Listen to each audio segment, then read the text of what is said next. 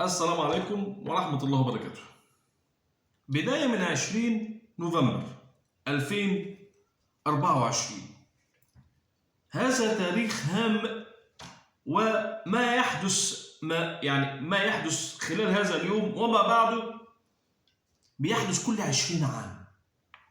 يعني التحرك الكوكبي الذي سيحدث سيغير شكل العالم وشكل حياة الشخصيات.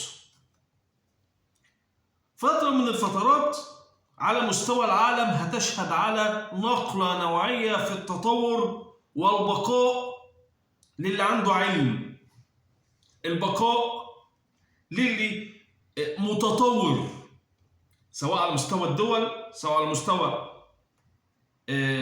الشخصيات، لكن على مستوى الأماكن والدول البقاء للي عنده علم وتطور واطلاع.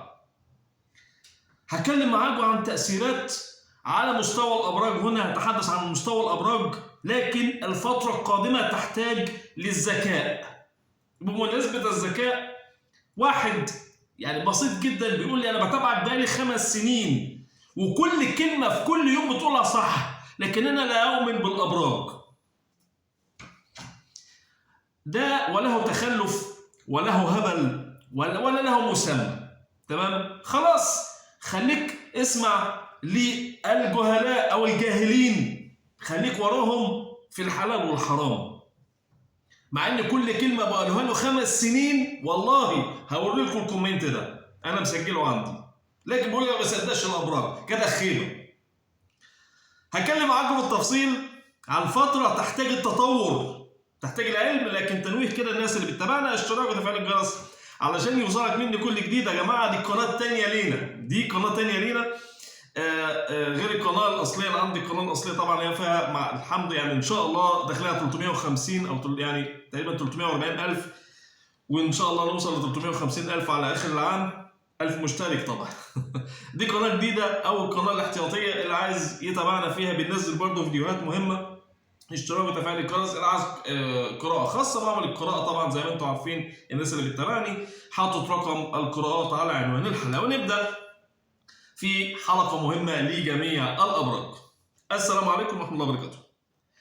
تأثير انتقال بلوتو بداية من يوم 20 نوفمبر على الكوكب كامل. أول برج معانا هو برج الحمل.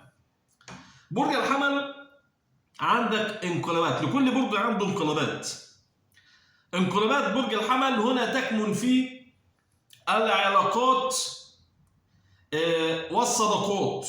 فترة من الفترات التي ستتغير معايير اختيارك لعلاقاتك اللي حواليك، والناس اللي انت دايما بتختارها غلط.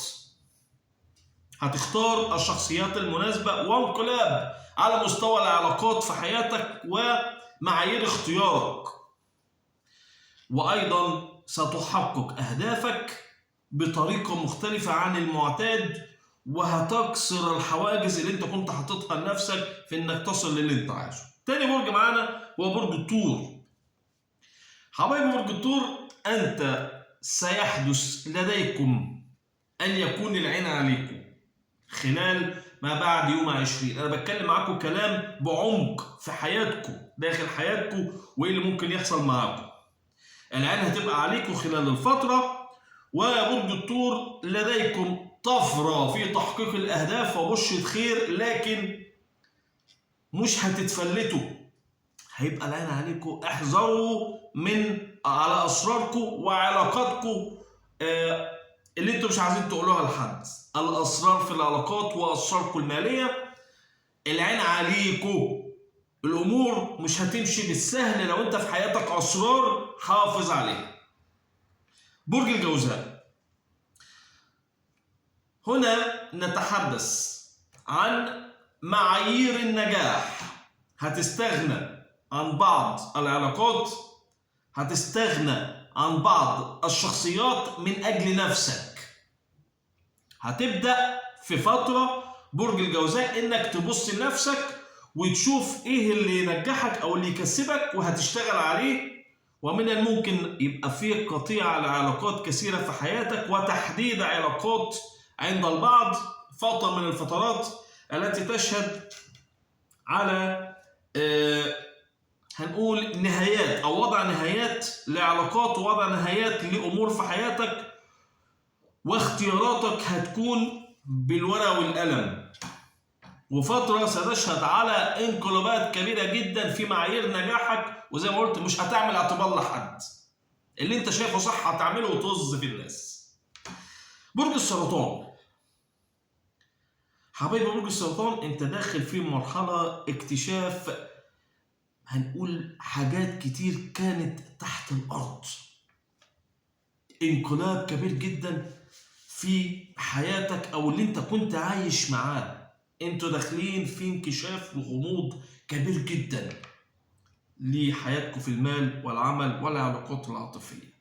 عندكم أسرار وعندكم أمور انتوا داخلين فيها، إلى جانب تحذير من التسرع، تحذير من ان احنا نكون او نتعامل بنفس الطيابه اللي بنتعامل بيها. انا ما بقولش يبقى وحش، لكن احذر ولا تخون، بلاش الامان قوي، بلاش كده.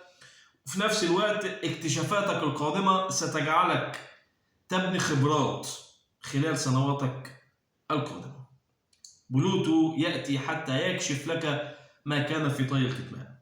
برج الاسد، حبايب برج الاسد، انتم من اكثر المتاثرين، وهنا بلوتو ياتي حتى يهدم ويبني، يهدم العلاقات السيئه في حياتك، خاصه العلاقات اللي فيها يعني شريك الحياه، ويبني علاقات جديده افضل واحسن وعلى نظافه بعد ما كانت في حياتك ناس كتير جدا. ايضا ده هيبقى معاكم في مكان العمل، منديل واحد هيبقى معاكم في مكان العمل وفي مكانكم في حياتكم وفي اي شيء يتعلق بالعمل والمال. فترة من الفترات التي يحدث فيها هدم وبناء لكل جديد، بناء لكل جديد رائع او علاقه رائعه، وهدم لاي علاقه صعبه. برج العذراء، حبايب برج العذراء، بلوتو ياتي هنا في امرين هامين في حياتك: العمل والصحه. خلال الفتره عنوانك هو انك تتعامل بعقلانيه وبمصلحه شويه، يعني هتكون الفتره دي بتبص لمصلحتك اكتر من اي شيء اخر. مشاعر القلب هتحاول انها تكون رقم 2، العقل هو المسيطر ولا مكان للمشاعر. ومن سيستخدم مشاعره خلال الفترة القادمة في الهوى انك بتحب او تكره في اختياراتك، هتبقى الامور صعبة. بالنسبة للصحة، حاولوا بقدر الامكان الناس اللي داخلة الفترة وعندها مشاكل في الصحة نحاول نتعافى ونقلع عن اي شيء سيء، لان بلوتو صعب جدا في هذا البيت والامور الصحية ناخد بالنا منها.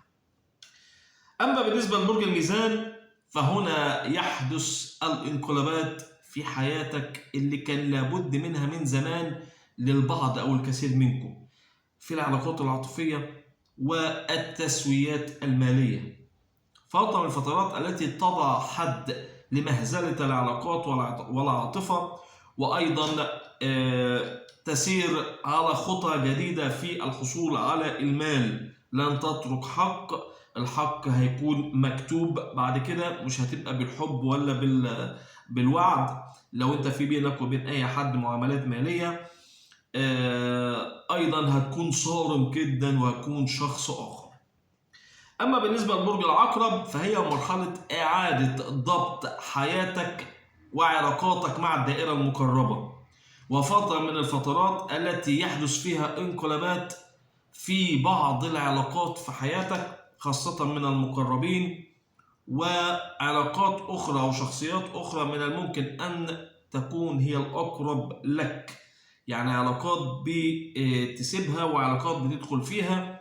أيضا خلال الفترة معاملاتك مع الدولة هتزداد، المعاملات في الأمور القضائية كمثال أو الأمور في المصالح الحكومية هتزداد. لذلك نحاول ناخد بالنا كويس من الأخطاء أو الأمور التي تتعلق بالمصالح الحكومية أو القضاء أو الأوراق الرسمية، هتزداد كثيرا خلال الفترة القادمة. ستكون الأكثر نجاحا في التعاقدات وفي كل شيء، لكن احذر من الأخطاء والاختيارات والتوقيت الخاطئ في أي إبرام للتعاقدات أو العقود. برج القوس. حبايب برج القوس، هنا نتحدث عن حياتك داخل المنزل وحياتك مع الناس المقربين. برج القوس هتضع حدود لبعض الصداقات وستكون منغلق على نفسك أكتر خلال الفترة. بتعدل بعض السلوك مع البعض وهتكون عندك الذكاء الاجتماعي، لكن بيطل بلوتو عليكم يا برج القوس بحياتك مع الدائرة المقربة، خاصة الإخوة والأصدقاء. خلال الفترة أيضا يحدث جديد بالنسبة للمصادر المالية أو الدخل، سواء عمل جديد أو أمور تتعلق بالتعاقدات والسفر. استغلوا الفرص، استغلوا الفرص ولا تتركوها، خاصة لا تتعلق بالسفر والتعاقدات على عمل أو عقود العمل. أما بالنسبة للعائلة فأنت تضع طريق أو أسلوب جديد وتنغلق على نفسك، ودائرة الأصدقاء هتقل كثيرا. برج الجدي.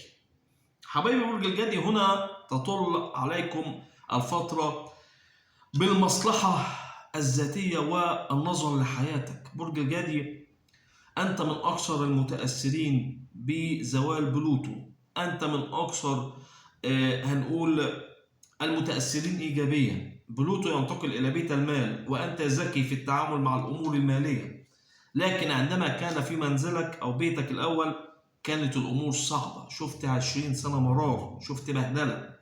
بتحررك بمعنى الكلمة من البلوتو يحدث أن تبدأ حصريا في هنقول العمل. هتبدأ في إنك تثبت أمورك، تثبت حياتك، إنك تشتغل، إنك تنتبه لأمورك المالية، تظبط أمورك. ببشر بالخير حبيبي برج الجدي، اهتماماتك المالية ستكون هي الأكثر ولن يحدث أي شيء كالسابق يعطلك عن حياتك.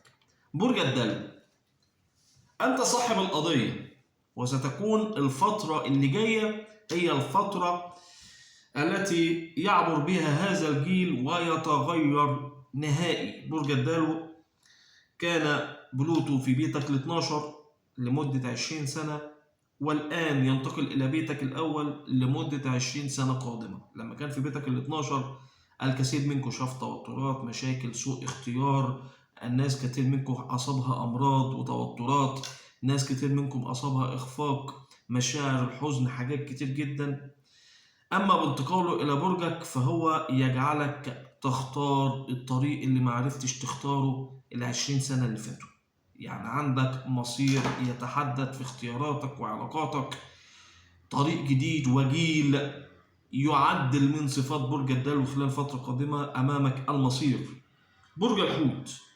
حبايبي برج الحوت، أنت بدأت تدخل في دوامة بلوتو، مش هقول دوامة لكن زوايا بلوتو. بلوتو ينتقل إلى بيتك ال 12 مثل ما حدث مع الجدي، قعد 20 سنة في برج القوس ثم انتقل إلى برجه 20 سنة أخرى. اتعلم كتير والجيل يعني شاف كتير، لكن برج الحوت على الأغلب بيبقى أكثر حظا من برج الجدي في حاجات كتير. فانتقاله لبيتك ال 12 نحاول إن احنا لا نترك الأمور الصعبة في حياتنا ونستمر عليها. ما نحاولش إن احنا نتعايش على أمور يجب إن احنا نخلص منها. ما نحاولش إن احنا نيجي على نفسنا حتى لا نتأذى ونتعب ونتبهدل زي ما حصل مع برج الجدي. بيستحمل كتير. وجود بلوتو في بيتك ال 12 هيخليك تشوف كل شيء على حياته، ويخليك يوفر قدامك القرارات المصيرية اللي انت لازم تتخذها. اوعى تخلي نفسك في مكان اقل من قيمتك خلال الفترة. عايد تاني تنويه الناس اللي بتتابعنا، اشتراك وتفعيل الجرس علشان يوصلك مني كل جديد. انت لو حابب ان انت تشوفنا تاني، اذكر خاصة بعمل قراءة مكالمة مباشرة الساعة 2 3، بعرفك كل شيء عن حياتك، السنوات القادمة، السنوات الأكثر حظا، الأقل حظا، كل شيء. اللي عايز قراءة يتواصل على هذا الرقم اللي كاتبه على الشاشة وكاتبه على عنوان الحلقة. يا رب كده جميع الأبراج بأمر الله تكون بأمن وأمان.